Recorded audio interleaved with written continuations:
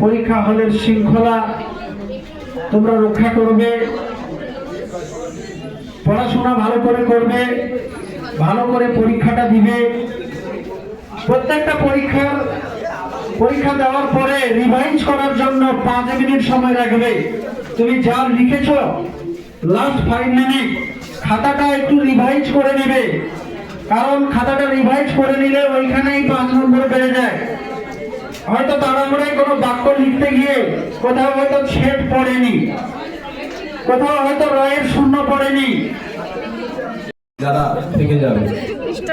আমি মনে করি আমাদের বিদ্যালয়ের সমস্ত ছাত্রছাত্রী অত্যন্ত সাফল্যের সঙ্গে পাস করবে এবং এই বিদ্যালয়ের মুখ উজ্জ্বল করবে, এই কামনা ভগবানের কাছে গাড়ি। এবং বিদ্যালয়ের সুনাম যাতে অক্ষুণ্ণ থাকে। তোমরা ছাত্রছাত্রী ক্লাস 12-এর